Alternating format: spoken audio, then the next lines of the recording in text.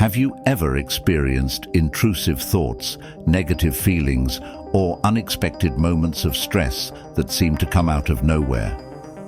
It might surprise you to learn that these feelings could be more than just random emotions. In Lesson 18, we dive into the concept of distant psychic influence, a form of energy projection where someone can affect your mind and emotions, even from miles away. Building on what we explored in Lesson 17 about personal influence, this lesson teaches not only how to recognize these forces, but also how to protect yourself from their negative impact. Understanding how distant influence works can help you guard your mental and emotional space and prevent outside energies from shaping your reality. Whether it's protecting yourself from negative vibes or learning how to align your thoughts for a better life, this lesson is key to reclaiming your mind and energy. Lesson 18. Psychic influence at a distance. The second phase of psychic influence is that called distant psychic influence, in which psychic induction is manifested when the persons are distant in space from one another, not in the presence of each other. Here, of course, we see the principle of telepathy involved in connection with the process of mental induction, and in some cases even the astral telepathic sense is called into operation. The student who has followed my explanation and course of reasoning in the preceding lessons will readily perceive that the principle involved in this distant phase of psychic influence is perception in direct personal psychic influence. As I have explained in an early lesson, it matters little whether the space to be covered by the psychic vibratory waves is but 1 foot or 1,000 miles. The principle is exactly the same. There are, of course, other principles involved in the case of two persons meeting face to face and calling into force their psychic powers. For instance, there is the element of suggestion and association, and other psychological principles which are not in force when the two persons are out of the actual presence of each other. But so far as the telepathic or astral psychic powers are concerned, the mere extension of space does not change the principle. The student who has developed his power of psychic induction in the phases mentioned in the preceding chapter may begin to experiment and practice psychic induction at long range, if he so wishes. That is to say, instead of causing psychic induction in the minds of persons actually in his presence and sight, he may produce similar results in persons out of his sight and presence. The person may be brought into presence and psychic contact for all practical purposes, by using the visualizing powers for the purpose of bringing him into the in-rapport condition. That is to say, by using the imagination to bring into the mind a strong, clear picture of the other person. You may induce an in-rapport condition in which he will be practically in the same psychic relation to you as if he were actually before you. Of course, if he is sufficiently well informed regarding occult matters, he may shut you out by drawing a psychic circle around himself which you cannot penetrate, or by surrounding himself with psychic armor or atmosphere such as I have already mentioned in preceding lessons. But as he will not likely know anything of this, the average person may be reached in the manner just mentioned. Or again, you may establish in-rapport conditions by psychometric methods, by holding to your forehead an article which has been in the other person's possession for some time, an article worn by him, a piece of his hair, etc. Or, again, you may use the crystal to bring up his astral vision before you. Or, again, you may erect an astral tube such as I will mention a little further on in this chapter, and thus establish a strong in-rapport condition. Having established the in-rapport condition with the other person, and having thus practically brought him into your presence, psychically speaking, you may proceed to send him commands or demands, just as you did in the phase of personal psychic influence previously mentioned. You act precisely as if the other person were present before you, and state your commands or demands or just to him just as you would were he seated or standing in your presence. This is the keynote of the whole thing. The rest is simply an elaboration and stating of details of methods, etc. with the correct principle once established. You may apply the same according to your own wishes and discretion. This phase of distant psychic influence is at the bottom of all the wonderful tales, stories and legends of supernatural powers, witchcraft, sorcery, etc., with which the pages of history are filled. There is, of course, always to be found much distortion and exaggeration in these legends and tales, but they have truth at the bottom of them. In this connection, let me call your attention to a very important psychic principle involved. I have told you that by denying the power of any person over you, you practically neutralize his psychic power. The stronger and more positive your belief in your immunity, and your denial of his power over you, the more do you rob him of any such power. The average person not knowing this is more or less passive to psychic influences of other persons, and may be affected by them to a greater or less extent, depending upon the psychic development of the person seeking to influence him. At the extreme of the sensitive pole of psychic influence, we find those persons who believe firmly that the other person has power over them, and who are more or less afraid of him. This belief and fear acts to make them particularly sensitive and impressionable, and easily affected by his psychic induction.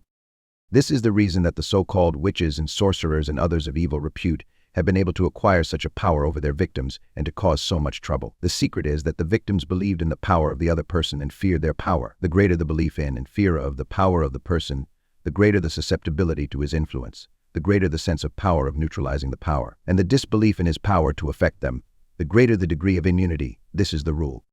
Accordingly, we find that persons in various stages of the history of the world have been affected by the influences of witches, sorcerers, and other unprincipled persons. In most cases, these so-called witches and sorcerers themselves were under the delusion that they were assisted by the devil or some other supernatural being. They did not realize that they were simply using perfectly natural methods and employing perfectly natural forces. For that matter, you must remember that magnetism and electricity in ancient days were considered as supernatural forces in some way connected with demonic powers.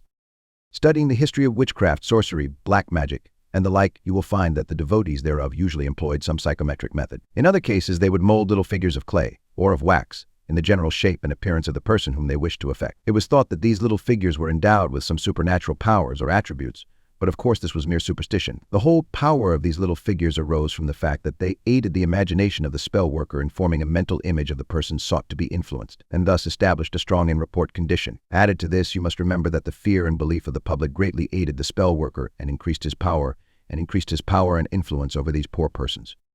I will give you a typical case, taken from an old German book, which thoroughly illustrates the principles involved in cases of this kind. Understand this case, and you will have the secret and working principle of them all. The story is told by an eminent German physician of the last century. He relates that he was consulted by one of his patients, a wealthy farmer living nearby. The farmer complained that he was disturbed every night by strange noises which sounded like someone pounding iron.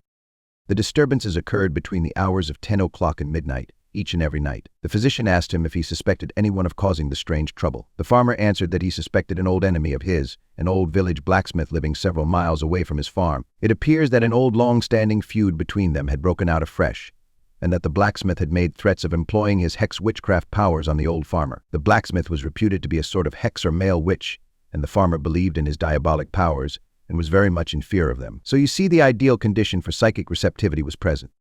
The physician called on the blacksmith, and taking him by surprise, gazing sternly into his eyes, and asked him, "What do you do every night between 10 and 12 o'clock? The blacksmith, frightened and disturbed, stammered out, "I hammer a bar of iron every night at that time. And all the while I think intently of a bad neighbor of mine who once cheated me out of some money, and I will at the same time that the noise will disturb his rest, until he will pay me back my money to get peace and quiet." The physician bade him to desist from his evil practices, under threats of dire punishment, and then went to the farmer and made him straighten out the financial dispute between the two. Thereafter, there was no more trouble. So you see, in this case, all the necessary elements were present. First, there was the belief of the blacksmith in his own powers. This gave him self-confidence and psychic power. Then there was the belief and fear on the part of the farmer. This made him an easy subject and very susceptible to psychic induction, etc. Then there was the action of the blacksmith beating the iron. This gave force and clearness to his visualization of the idea he wished to induce in the mind of the other. And finally, there was his will employed in every stroke, going out in the direction of the concentrated wish and purpose of influencing the farmer. You see then that every psychic element was present. It was no wonder that the old farmer was disturbed. Among the Negroes of the South in America and among the Hawaiians, we find marked instances of this kind. The Negro voodoo men and women work black magic on those of their race who are superstitious and credulous, and who have a mortal fear of the voodoo. You see, the conditions obtained are much the same as in the case of the German case just cited. Travelers who have visited the countries in which there is a large Negro population have many interesting tales to recite of the terrible workings of these voodoo black magicians. In some cases, sickness and even death is the result. But, mark you this, it is only those who believe in and fear the power of the voodoos that are affected. In Hawaii, the kahunas or native magicians are renowned for their power to cause sickness and death to those who have offended them, or to those who have offended some client of the kahuna, and who have hired the latter to pray the enemy to sickness or death. The poor, ignorant Hawaiians, believing implicitly in the power of the kahunas and being in deadly fear of them, are very susceptible to their psychic influence and naturally fall easy victims, unless they buy of the kahuna or make peace with his client. White persons living in Hawaii are not affected by the kahunas, for they do not believe in them, neither do they fear them. Unconsciously, but still strongly, they deny the power and are immune. So you see the principle working out here also. Once you have the master key, you may unlock many doors of mystery which have heretofore been closed to you.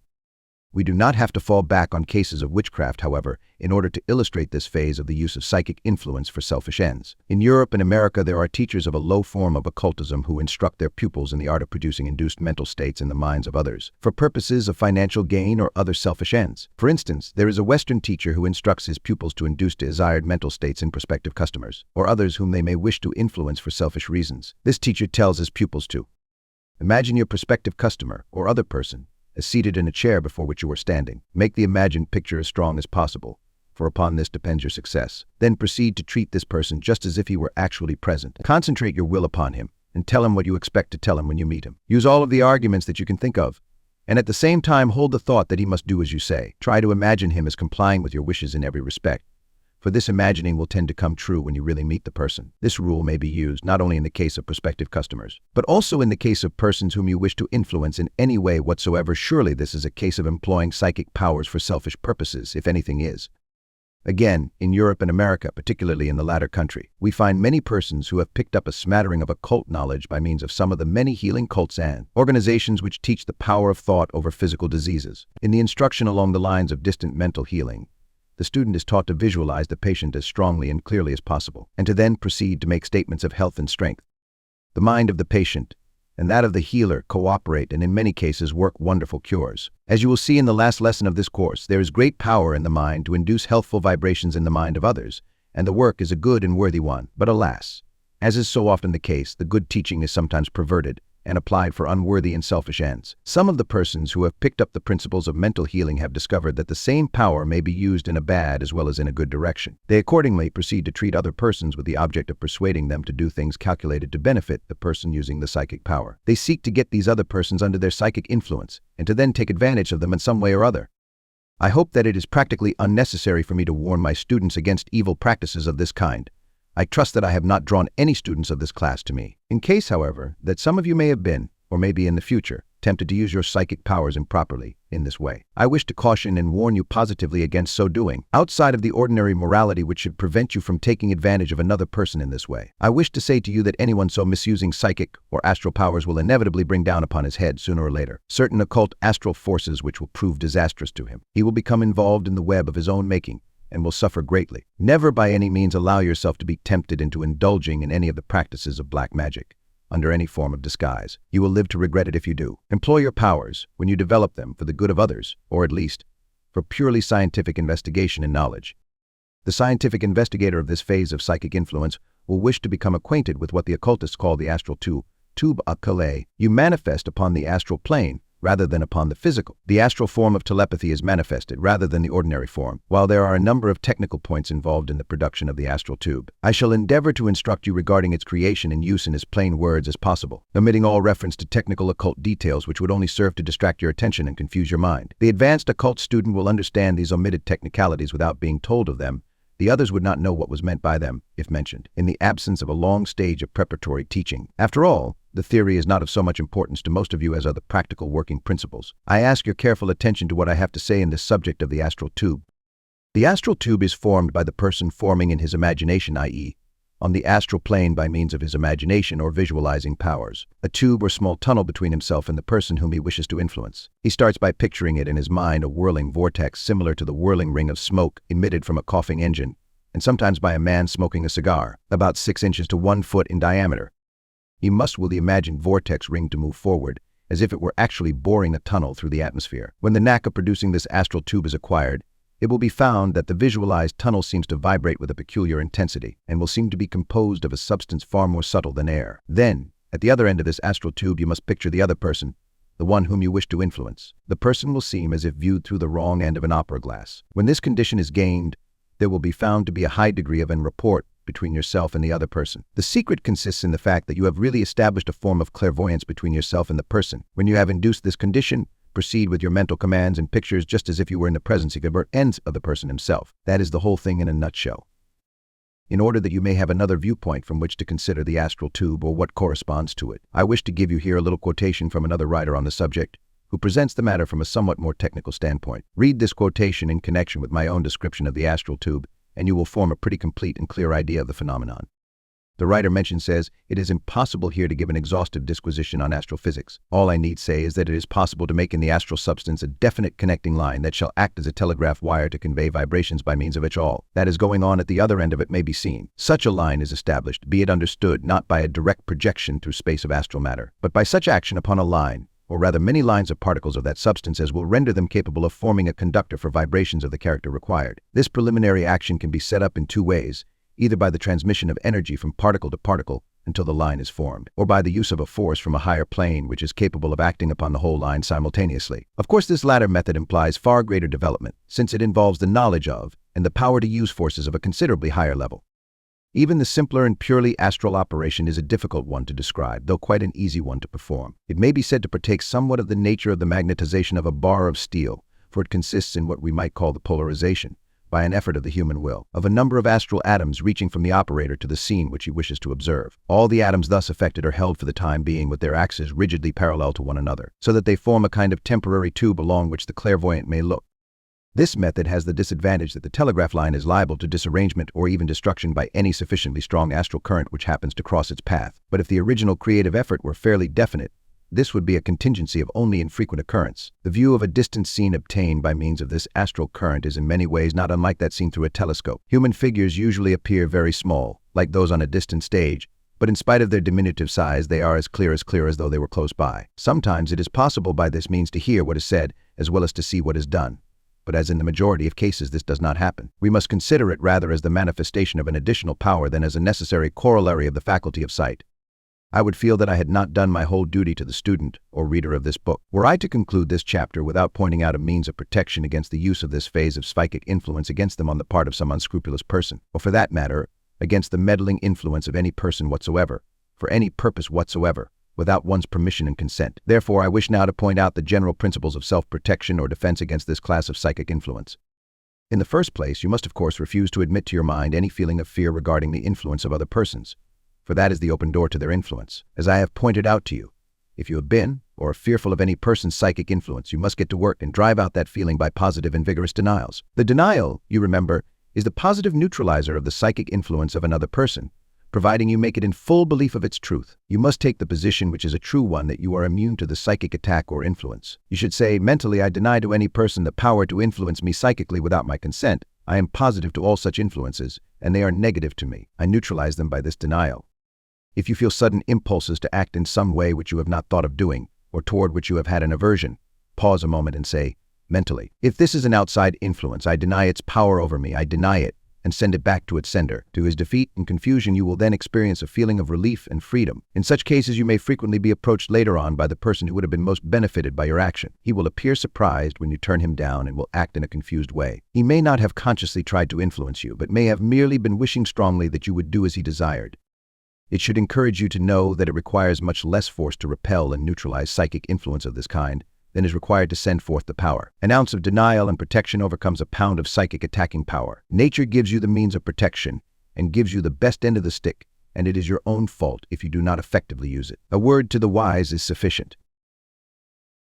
As we conclude Lesson 18, Psychic Influence at a Distance, remember that mastering these skills not only helps you project your thoughts, but also protects you from others who might use them against you.